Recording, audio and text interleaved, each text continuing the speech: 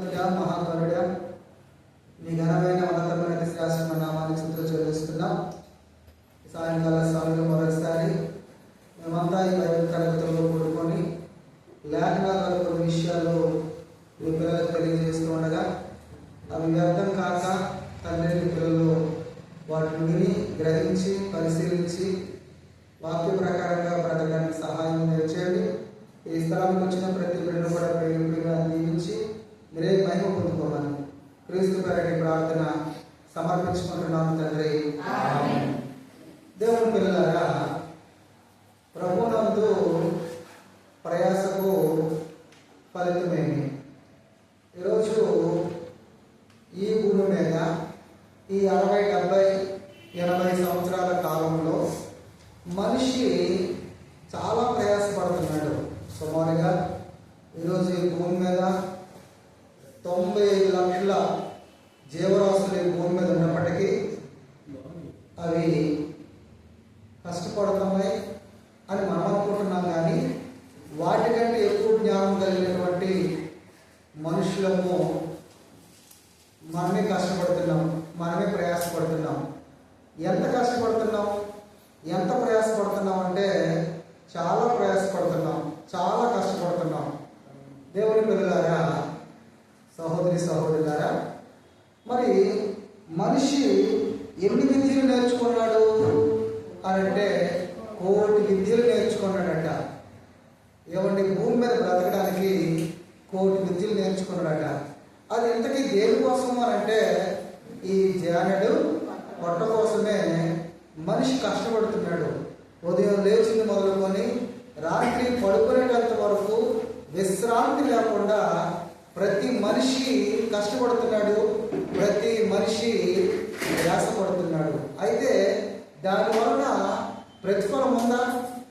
దాని ద్వారా మేలు జరుగుతుందా అని మనం ఆలోచించగలిగినట్లయితే బైబిల్లో మహాజ్ఞాని అనేటువంటి సొలొమోను గురించి మనకు అందరికీ తెలిసిన విషయమే. అతడు చాలా జ్ఞానవంతుడు, అతడు చాలా ధనవంతుడు. అటువంటి ధనవంతుడు మరి ఆయన కొన్ని విషయాలు తెలియజేస్తున్నాడు. ఒకసారి బైబిల్ గ్రంథంలో ప్రసంగి గ్రంథము 1వ అధ్యాయము 2-3 వచనాలని ఒక్కసారి చదువుదాం. బైబిల్లో వాళ్ళు తెలిసినట్లయితే ప్రసంగి గ్రంథము 1వ అధ్యాయము 2-3 వచనాలు. వ్యర్థమని ప్రసంగి చెబుతున్నాడు. అంటే సొలొమోను గారికి మరొక పేరు ఏంటంటే ప్రసంగి. ప్రసంగి అంటే ఇంతకేంటి అర్థం? ప్రసంగి అంటే ప్రసంగం చేసేటువంటి వారిని ప్రసంగికులు అంటారు. అలాగే అటువంటి ఎన్నో విషయాలు ఆయన ప్రపంచానికి అందించాడు. ఆయన 3 పుస్తకాలు రాశాడు. ఆయన సామెతలు, ప్రసంగి, పరమగీతాలు. అయితే అందుకే అతనికి ప్రసంగి అని పేరు పెట్టడం జరిగింది. కనుక ఈ ప్రసంగి గ్రంథంలో ఆయన చెబుతున్న విషయం ఏంటంటే వ్యర్థము సమస్తము కూడా వ్యర్థమే. అంటే భూమి మీద 1 కోటి విద్యలు నేర్చుకున్నా, ఎంత గొప్పవాడైనా, ఎంత సంపాదించినా, ఎంత ప్రయాసపడినా అది వ్యర్థమే అన్నట్టు ఇక్కడ ఆయన చెబుతున్నాడు. ఆ 3వ వచనం చదువుదాం. సూర్యుని కింద నరులు పడుచుండు పాటు అంతటి వలన వానికి కలుగుచున్న లాభమేమి? లాభం ఉందా? సూర్యుని కింద ఏమిటి? తెల్లవారగానే సూర్యుడు ఉదయిస్తున్నప్పుడే ప్రతి మనిషి పరిగెడుతున్నాడు. ప్రతి మనిషి చదువుకోవడానికి వెళ్తున్న పిల్లలు చదువుకోవడానికి వెళ్ళిపోతున్నారు, వ్యాపారానికి వెళ్తున్న వారు వ్యాపారానికి వెళ్ళిపోతున్నారు, ఉద్యోగం చేస్తున్నవారు ఉద్యోగానికి వెళ్ళిపోతున్నారు, కూలి పని చేస్తున్నారు కూలి పని చేసుకుంటున్నారు, రైతు పని చేస్తున్నవారు రైతు పనులకు వెళ్ళిపోతున్నారు. విశ్రాంతి లేకుండా ప్రతి ఒక్కరు కూడా ప్రయాసపడుతున్నారు, పాటుపడుతున్నారు. చదువుకున్న పిల్లలు అయితే 25 సంవత్సరాలు కష్టపడుతున్నారు. ఆ 25 సంవత్సరాలు కష్టపడి ప్రయాసపడి ఎవరికో ఉద్యోగం వస్తుంది, ఎవరికో ఉద్యోగం వస్తుంది, గవర్నమెంట్ ఉద్యోగం. కొంతమందికి ఉద్యోగాలు లేని పరిస్థితి, పోనీ ఉద్యోగం వచ్చింది. ఆ ఉద్యోగం వచ్చిన తర్వాత మరో 25 సంవత్సరాలు 30 సంవత్సరాలు ఉద్యోగం చేస్తాడు, తర్వాత రిటైర్ అయిపోతాడు. ఆ తర్వాత ఉద్యోగం చేసినటువంటి వ్యక్తి డబ్బు సంపాదిస్తాడు, భూమి సంపాదిస్తాడు, మేడలు కడతాడు.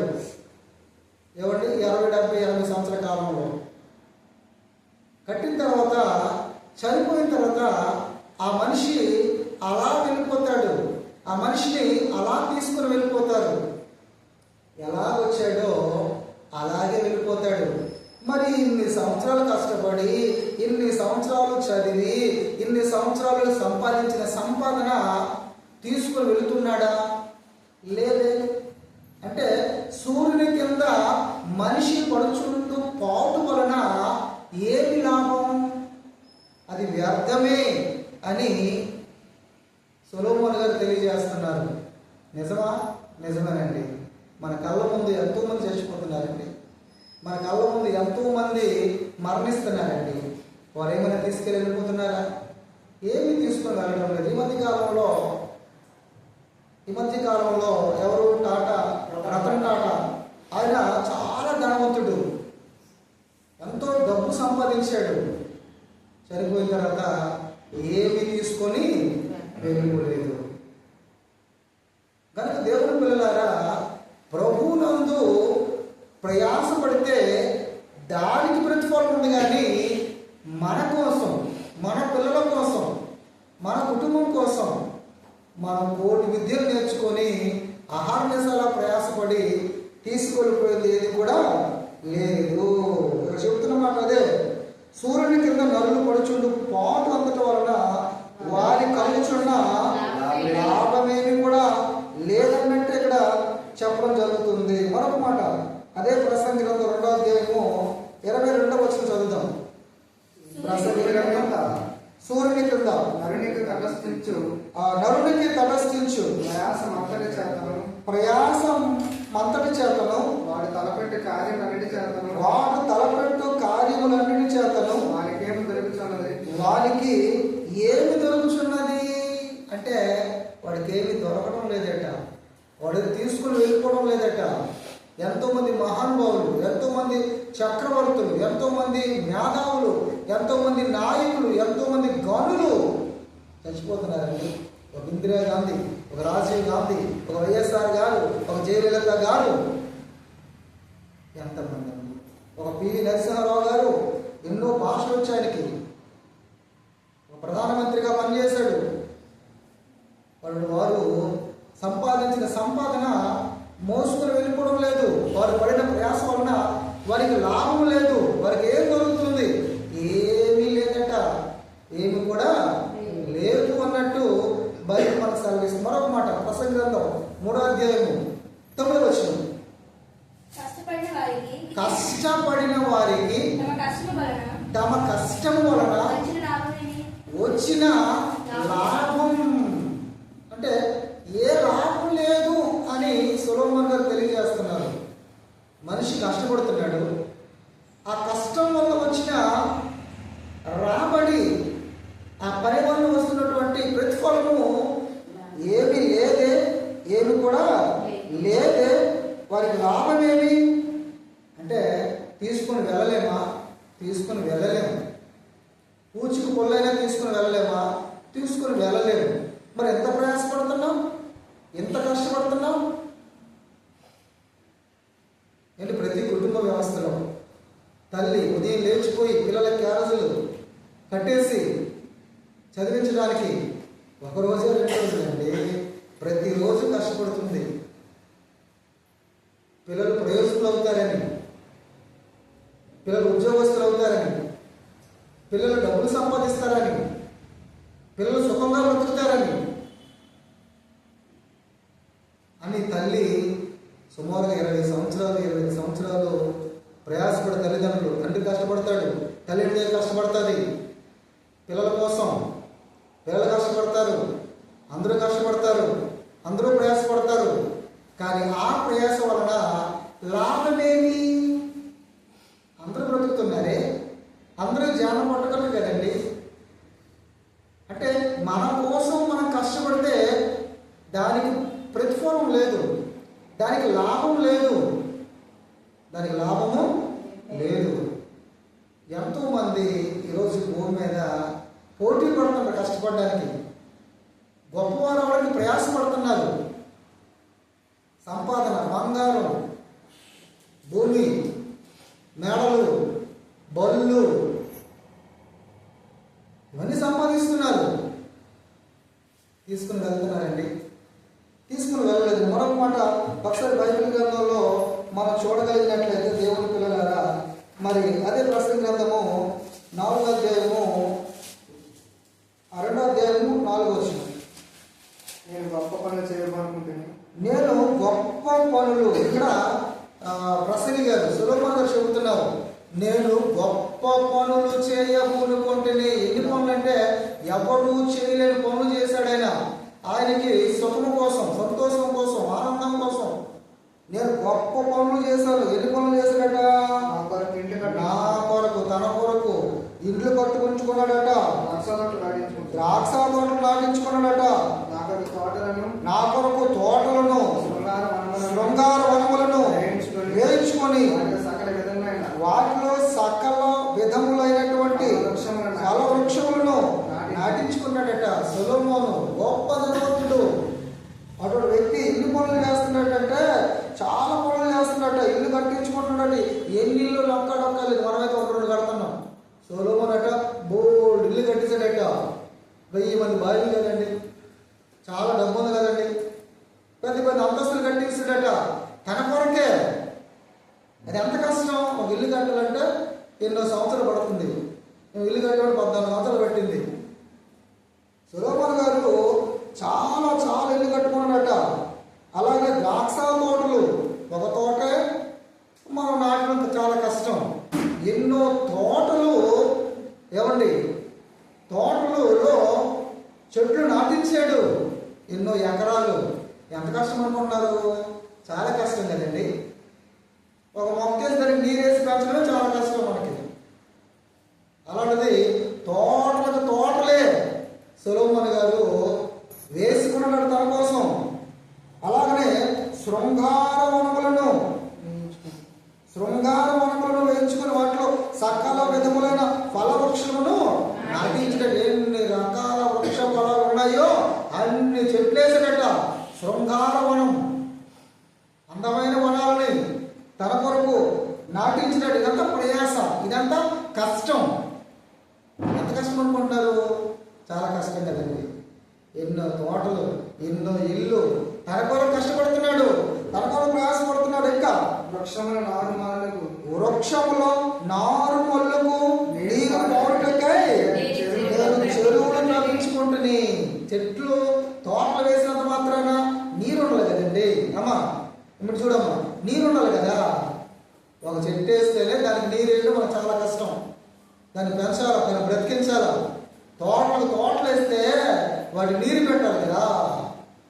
దానికోసం ఏం చేశాడైనా? చెరువులే తవ్వించుకున్నాడట. ఒక చెరువులు తవ్వించడం చిన్న విషయమా?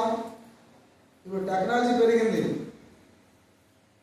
జేసీబీలు వచ్చాయి, అలాగనే ఏంటంటే లారీలు, ట్రక్కులు. ఇప్పుడు టెక్నాలజీ పెరిగింది. ఒకప్పుడు అది లేదే. కానీ ఎంతమంది మనుషులు దానికి అవసరం? చెరువు తవ్వించాలంటే ఎంతోమంది పనివారు అవసరం. ఎన్నో దినాలు పడుతుంది. అన్ని ఎకరాల తోటలను పండించడానికి రకరకాల ఫల వృక్షాలు వేసాడట. దానికి చెరువులు తవ్వించాడట. ఎంత కష్టం! దేనికి కష్టమే, దానికి కష్టమే, దానికి కష్టం. ఇంకా పనివారిని పనికత్తులను సంపాదించుకున్నాడట. అంటే ఇవన్నీ చేయాలంటే పనులు అవసరం, పనికత్తులు అవసరం. వారందరినీ సంపాదించాడట. ఏమంటే చెట్లు వేయాలా, వాటి బాగోగులు చూసుకోవాలా, వారి నీరు పెట్టాలా, చెరువులు తవ్వించాలా, ఇల్లు కట్టాలా, దానికి పనివారు అవసరం. అంతమంది పనివారిని సంపాదించుకున్నాడట, పనికత్తులు సంపాదించుకున్నాడట. నా ఇంటి పుట్టిన దాసులు నాకు ఉన్నారు. యెరూషలేమునందు నాకు ముందున్న వారందరికంటే ఎక్కువ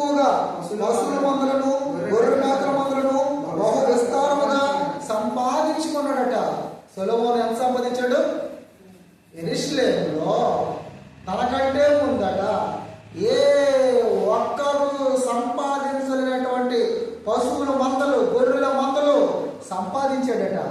అంటే ఎంత కష్టపడి ఉంటాడు, ఎంత ప్రయాసపడి ఉంటాడు, ఎంత ధనం ఉండాలా.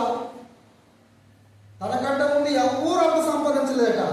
పశువుల మందలు సంపాదించాడు, గొర్రెల మందలు బహు విస్తారం అంటే లెక్క డొక్కలేదు, అంత సంపదను సంపాదించాడు.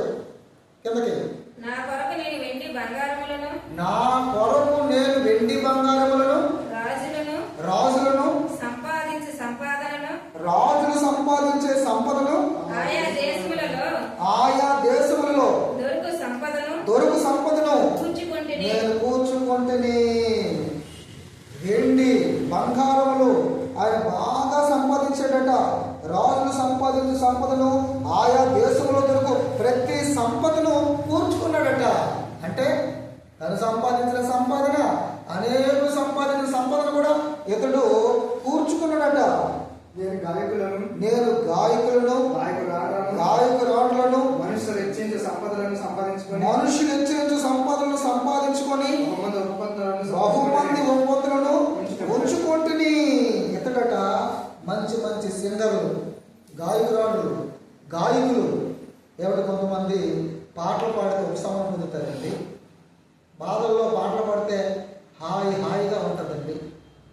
అంటే తనకు అనేక మంది పాటలు పాడే గాయకులను అలాగనే వాయిద్యాలు వాయించేవారిని, అలాగే సంపదలను, అలాగే ఉపపత్తులను ఉంచుకున్నాడట. కిందకి, నాకు ముందు యెరూషలేమునందు ఉన్న వారందరికంటే నేను గనుడనై అభివృద్ధి నొందుతుని. తనకంటే ముందు ఎందరో చక్రవర్తులు, రాజులు యెరూషలేమును పరిపాలించారు. వారికంటే ఎక్కువగా నేను గనుడనయ్యాను, నేను అభివృద్ధి చెందాను. నా జ్ఞానమును విడిచిపోలేదు. అతడే జ్ఞానవంతుడు ప్రపంచంలో. ఆయన అంతా ప్రయాసపడ్డాడు, ఆయన అంతా కష్టపడ్డాడు, తన కొరకు కష్టపడ్డాడు. అని చెప్తున్న మాట ఇదే, నా కొరకు, సుఖము కొరకు, సంతోషం కొరకు ఆయన ప్రయాసపడుతున్నాడు. అలా చెప్పుకుంటూ కిందకు వచ్చి ఏం చెప్తున్నాడో ఒకసారి చూద్దాం. నా కన్నులు ఆశించిన వాటిలో దేనిని అవి చూడకుండా నేను అభ్యంతరము చేయలేదు. అతని కంటికి ఏదైతే కనబడుతుందో అది అనుభవించాలి. దేన్ని వదలలేదు. కొంతమందికి కొన్ని కోరికలు ఉంటాయి. కొంతమంది నేను అన్ని బైకులు తీస్తాను, కొంతమంది నేను అన్ని బళ్ళు ఎక్కేశాను, ట్రైన్ ఎక్కేశాను, ముందే మాత్రం ట్రైన్ ఎక్కేశాను, అలాగే హెలికాప్టర్ ఎక్కేశాను, అలాగే విమానం ఎక్కేశాను. అంటే వారు వెళ్ళాలని కోరిక, అనుభవించడం అంటారు. అలాగే ఇతడు కూడా నా కన్నులు ఆశించిన వాటిలో దేనిని చూడకుండా నేను కన్నులకి అభ్యంతరం చేయలేదు. మరి నా హృదయము నా పనులన్నిటిని బట్టి సంతోషింపగా, అంటే ఇన్ని పనులు చేసి హృదయము సంతోషం కలుగుతుంది అనుకున్నాడు. సంతోషింపగా సంతోషకరమైనది ఏది అనుభవించకుండా నా హృదయమును నిర్బంధింపలేదట.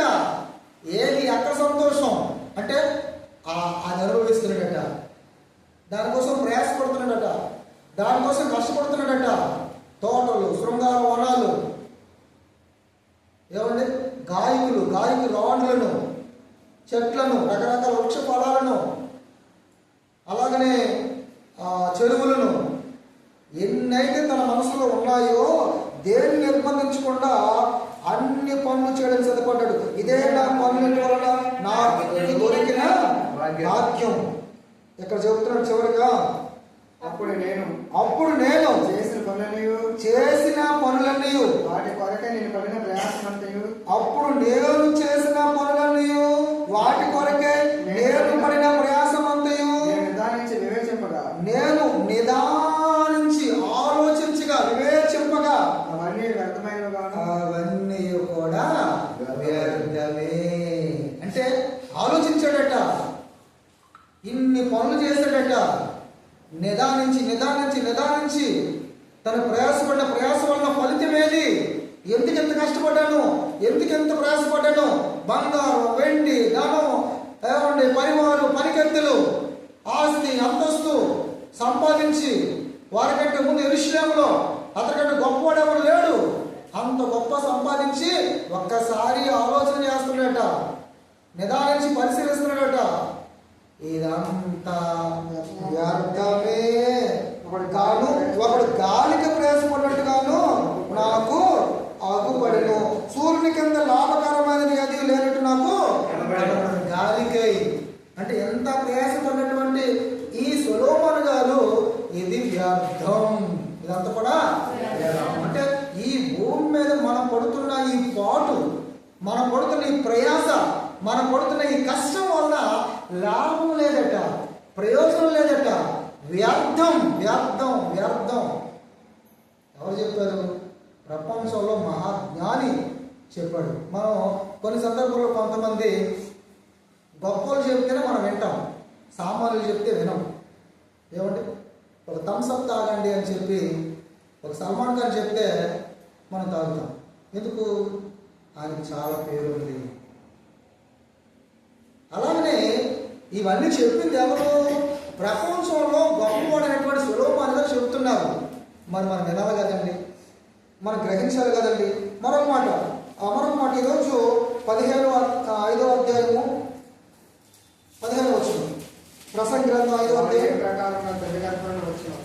వాడు ఏ ప్రకారంగా తల్లి గర్భం నుండి వచ్చినో ఆ ప్రకారంగానే తాను వచ్చినట్లే దిగంబరిగానే అలాగునా పోవును. అంటే ఎంత సంపాదించిన సంపద ఎవరైనా తీసుకెళ్తున్నారండి? కొంతమందికి మద్యం ఇష్టం, అంటే వారు బ్రతికినంత కాలం మద్యాన్ని ఇష్టపడతారు. కొంతమంది మంచి మాంసాన్ని ఇష్టపడతారు, మంచి బిర్యానీ ఇష్టపడతారు. మరి కొంతమంది బంగారాన్ని ఇష్టపడతారు, కొంతమంది ధనాన్ని ఇష్టపడతారు. ఏమండి, వారు సంపాదించిన సంపాదన కానీ, వారు కోరుకున్న కోరికలు కానీ, వారి ఇష్టాలు కానీ ఏమైనా తీసుకుని వెళ్తారా? తీసుకెళ్ళట. తల్లి గర్భం నుండి ఏ విధంగా వచ్చారో మరలా అదే ప్రకారంగా వెళ్ళిపోతారు. తాను ప్రయాసపడి చేసుకున్న దానిలో ఏదైనా చేత పట్టుకొని వెళ్ళిపోడు. ఏది పట్టుకొని వెళ్ళిపోడు. ఇది నాకు నచ్చింది, ఇది పెట్టుకుని వెళ్ళిపోతాను అంటాడా? నేను మహా ఇల్లు కట్టాను, ఈ ఇల్లు కట్టుకుని వెళ్ళిపోతాను అంటాడా? నేను కొన్ని లక్షల రూపాయలు తగలబట్టి బంగారం కొన్నాను అని బంగారం తీసుకుని వెళ్ళిపోతాడా? తీసుకుని వెళ్ళడం చచ్చిపోయిన తర్వాత ఎలా వచ్చాడు అలాగే వెళ్ళిపోతాడు. కానీ మనం ఏం చేస్తామంటే చచ్చిపోయిన తర్వాత ఆ వ్యక్తికి ఏది ఇష్టమో మందు తాగితే మందు చేతులు పెట్టుకుని పెడతారు. అక్కడ చచ్చిపోడు మందు తాగుతాడా? సిగరెట్లు ఇష్టపడితే సిగరెట్లు తీసుకెళ్ళి పెడతారు. బిర్యానీ ఇష్టపడితే బిర్యానీ తీసుకెళ్ళి పెడతారు. ఎవరు నేర్పించారండి? ఎవరు చెప్పారండి? చచ్చిపోడు తింటాడా? చచ్చిపోతే మేడల మీద ఆహారం పెడతారు, అవి కాదు తినేస్తాయి. కాదు తినగానే వచ్చింది మా అమ్మ తినేసింది. కాదు తినేది మీ అమ్మ తినేసిందా? ఎవరు చెప్పండి నీకు? అంటే ఈరోజు మనుషులు దేవుని మాటలు వినడం లేదు. ఎవడో ఏదో చెప్పేస్తే అదే పట్టుకుంటున్నారు. కొన్ని రోజుల వరకు చచ్చిపోయినటువంటి సమాధికి వెళ్ళి, సమాధికి ఎందుకు వెళ్తున్నాం? అసలు దేనికి వెళ్తున్నాం సమాధికి? పిల్లలకి అర్థమైందా? చచ్చిపోయాడు. అసలు నీ పరిస్థితి ఏంటి? అసలు నీ బ్రతుకు బాగుందా? నువ్వు చచ్చిపోతావురా నాయన, నువ్వు చచ్చిపోతావురా బాబు, నువ్వు సిద్ధపడి ఉన్నావా? చచ్చిపోవడం గురించి నీకెందుకు? నీ జీవితం మారలేదు, నీ బ్రతుకే మన బ్రతుకే మారలేదు. మన బ్రతుకును సరి చేసుకుంటా, మన జీవితాన్ని సరి చేసుకుంటా చచ్చిపోయిన వారి గురించి మనకెందుకండి? ఆడికి ఏది ఇష్టమో, ఆయమ్మకి ఏది ఇష్టమో అది పెట్టుకుని వాడికి తీసుకెళ్తాం మనం. బుద్ధి ఉండండి, బుర్ర ఉందా? చచ్చిపోయి తింటాడా? ఎక్కడ చూసామా? మీరు ఎక్కడ చూసారా? ఇది ఎక్కడ జరగదు. మీరు ఎందుకు చేస్తున్నాం? కనుక దేవుని పిల్లలారా, సహోదరి సహోదరులు, ఈరోజు ఎంతో ప్రయాసం, ఎంతో కష్టపడుతున్న కష్టం వ్యర్థమైపోతుంది. ఒక నాయకుడిగా అవడానికి కొన్ని సంవత్సరాలు కష్టపడతాడు, చాలా ధనాన్ని వెచ్చిస్తాడు, కొన్ని సంవత్సరాలు అధికారులు ఉంటాడు, తరల వల్ల దిగిపోవలసిందే. ఆ ప్రయాసం వ్యర్థమా? వ్యర్థమే. 5 సంవత్సరాల అధికారం కోసం పాదయాత్రలని అదని ఇదని కొన్ని కోట్లు కొన్ని లక్షల రూపాయలు తగలబెడిసి ఆవులు ఈల్ని బతిమాలి అధికారంలోకి వచ్చిన తర్వాత ఏం జరుగుతుంది? కొన్ని సంవత్సరాలే మరలా దిగపోవలసింది. ఎంత ప్రయాసం వ్యర్థమైపోతుందా? వ్యర్థమైపోతుంది. కనుక 16వ వచనం చూసినట్లయితే అతను వచ్చిన ప్రకారంగానే మరలా పోవును, గాలికి ప్రయాసపడి సంపాదించిన దాని వలన వారికి లాభమేమి? గాలికి ప్రయాసపడుతున్నాడట. దేనికి ప్రయాసపడుతున్నాడు? గాలికి. అంటే ప్రయోజనం లేదా? ఇన్ని విషయాలు సులభంగా జరిగితే మనం ఏమైనా ఆలోచన చేస్తున్నామంటే మన గురించి ఎందుకు కష్టపడుతున్నామా? దేవుడి గురించి ఎందుకు కష్టపడుతున్నామా? మా మాస్టర్ గారు అంటున్నారు, ఏమి ఎప్పుడు ప్రార్థనలే, ఏమి కష్టం, ఏమి ప్రయాస అంటుంది. అవునా? దేవుడి కొరకు పడుతున్న ప్రయాస ఎప్పటికీ వ్యర్థము కాదు. దేవుడి కొరకు పడుతున్న ప్రయాసం వ్యర్థం కాదండి. ఒక గంట దేవుడి మాటలు వింటున్నావా? ఒక గంట సువార్త చేస్తున్నావా? ఒక వ్యక్తి దేవుడి మాటలు పంచుకుంటున్నావా? 24 గంటల్లో నువ్వు నిద్రపోవడానికి, నువ్వు సుఖపోవడానికి, నువ్వు కష్టపడడానికి, నువ్వు బ్రతకడానికి నువ్వు ప్రయాసపడుతున్నావే. దేవుడి కోసం నువ్వు ఎంత కష్టపడుతున్నావు? దేవుడి కొరకు నువ్వు ఎంత ప్రయాసపడుతున్నావు? ఒక్కసారి ఆలోచించావా? దేవుడి కొరకు ఎంత కష్టపడితే అంత ప్రతిఫలం ఉంది. ప్రతిఫలం ప్రయోజనం లేదని కష్టపడుతున్నావు. ప్రయోజనం ఉన్నటువంటి దాని కొరకు నువ్వు కష్టపడటం లేదు. అది మనిషికి అర్థమైంది. మనిషికి ఏమర్థమైంది? ఏమర్థమైందంటే ప్రతిఫలం లేని దాని కొరకు కష్టపడుతున్నాడు, ప్రతిఫలం ఉన్న దాని కొరకు కష్టపడటం లేదు. అందుకే ఆ మాట మొదటి కొరింథీయులకు రాసిన పత్రిక 15వ అధ్యాయము 52. కాగా నా ప్రియ సహోదరులారా మీ ప్రయాసము ప్రభువునందు వ్యర్థము కాదని ఎరిగి స్థిరులను కదలిన వారును ప్రభువు కార్యాభివృద్ధి యందు ఎప్పటికీ ఆసక్తులనై ఉండండి. ఏం చెప్తున్నాడండి? ప్రియా నా సహోదరులారా, అంటే కొరింథీ సంఘంలో చాలా కష్టపడుతున్నారట, సువార్త ప్రకటిస్తున్నారట, దేవుని మాటలు వింటున్నారట, ప్రతిరోజు దేవుని కొరకు కష్టపడుతున్నారట. పౌలు గారు ఈ పత్రిక రాస్తూ చెప్తున్నాడు, కాగా నా ప్రియ సహోదరులారా, అంటే మంచిగా వర్ణిస్తున్నాడా? మంచిగా వర్ణిస్తున్నాడు. నా ప్రియమైన సహోదరులారా భలే అని చెబుతూ మీ ప్రయాసం అంటే వారు దేవుడి కొరకు ప్రయాసపడుతున్నారు. వారి కొరకు ప్రయాసపడడం తక్కువ, దేవుడి కొరకు ప్రయాసపడడం ఎక్కువ. మనం ఏం చేస్తున్నాం? మన కొరకు ప్రయాసపడడం ఎక్కువ, దేవుడి కొరకు ప్రయాసపడడం తక్కువ. వారం ఒక రోజు రావడమే కష్టం. ఎంత కష్టం అండి మనకి, చాలా కష్టం అండి. దేవుని దగ్గర దేవుని పరిచయడానికి, దేవుని మాట్లాడడానికి ప్రయాస. నేను ఒక రోజు వాక్యం చెప్పడానికి ఎన్నో గంటలు ఆలోచించాలా, ఎంతో ప్రయాసపడాలా. ఎంత కష్టం అనుకుంటున్నారు? చక్కగా పనికి వెళ్ళి వచ్చిన బాగా సులువు, ఏ ఇబ్బంది లేదు. దేవుని వాక్యం సిద్ధపడడం, వాక్యం నేర్చుకోవడం, దాన్ని బోధించడం ఎంత కష్టం అనుకుంటున్నారు? వినడం ఎందుకు కష్టమే. ఒక గంట కూర్చోవడం, ఒక గంట కూర్చోవడం, 2 గంటలు కూర్చోవడం, సువార్తకి వెళ్ళడం కష్టమే. కానీ ఇక్కడ ఏం చెప్తున్నాడు? కాగా నా ప్రియ సహోదరులారా, ప్రభువునందు మీ ప్రయాస వ్యర్థము కాదు అని ఎరిగి. అంటే ఇక్కడ వ్యర్థం అంటున్నాడా? వ్యర్థం కాదంటున్నాడా? వ్యర్థము కాదు అంటే దేవుని కొరకు నువ్వు పడుతున్న ప్రయాస వలన ప్రతిఫలం ఉందా? ప్రతిఫలం ఉంది. జీతం ఉందా? జీతం ఉంది.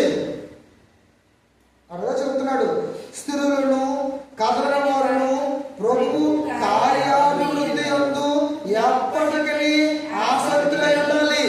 ప్రభు కార్యాలు, కూడుకోవడాలు, సహవాసాలు, సువార్తలు, మీటింగ్స్, ఇలాంటి కార్యక్రమాలు ప్రభు కార్యక్రమాలందు మీరు ఎప్పటికీ ఆసక్తులై ఉండాలా. మీరు ఎంతకాలం బ్రతుకుతున్నారు? మనం ఎంతకాలం బ్రతుకుతున్నామో అంతకాలం మనము ఆసక్తి చూపించాలి. దేవుని కార్యం అంటే, ప్రభు కొరకు ప్రయాసపడడం అంటే అలాంటి ఇంట్రెస్ట్ మనకు ఉందండి.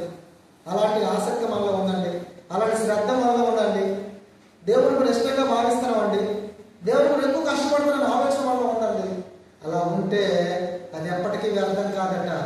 అది ఎప్పటికీ వ్యర్థం కాదు. దాని ద్వారా మేలు ఉందట. మన కోసం కష్టపడితే, ఉద్యోగం కష్టపడితే, బంగారు భూమి పొట్టలు ఆస్తులు అంతస్తులు మేడలు బిద్దులు కార్లు బైకులు ఇవన్నీ సంపాదించడానికి కష్టపడితే అవి తీసుకెళ్ళిపోతావా? మోసుకెళ్ళిపోతావా? ఏది లేదు. అది వ్యర్థమంట. అంత గొప్పవాడే అది వ్యర్థం, అది వ్యర్థం అని సులోమన్ గారు చెబుతుంటే మళ్ళా మనము ఇది ప్రయోజనం, ఇది ప్రయోజనం, ఇది లాభం అంటే నీకంట నాకంట అవివేకులు ఎవరు కూడా లేరండి. ఇంకా ఒక రెండు మాటలు మన బైబిల్లో చూసుకుని ఒకసారి ముగించుకుందాం. ఫిలిప్పులు రాసిన పత్రిక 4వ అధ్యాయము 3వ వచనం చూద్దాం. ఫిలిప్పులు రాసిన పత్రిక 4వ అధ్యాయం 3వ వచనం త్వరగా.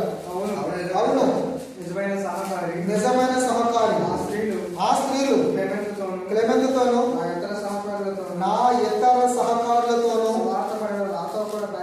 సువార్త పనిలో నాతో కూడా ప్రయాసపడిన వారు కనుక వారికి సహాయం చేయమని నేను వేడుకొనుచున్నాను. ఆ సహకారుల పేర్లు జీవగ్రంథమందు రాయబడ్డాయి. అంటే మన కొరకు మనం కష్టపడితే, మన పిల్లల కొరకు కష్టపడితే, కోటి విద్యలు నేర్చుకుంటే అబ్బా ఎంత ప్రయాసపడ్డారా నీ పేరు జీవగ్రంథంలో రాస్తామని దేవుడు అనట్లేదట. ఎవరి పేరు జీవగ్రంథంలో రాస్తున్నాడు?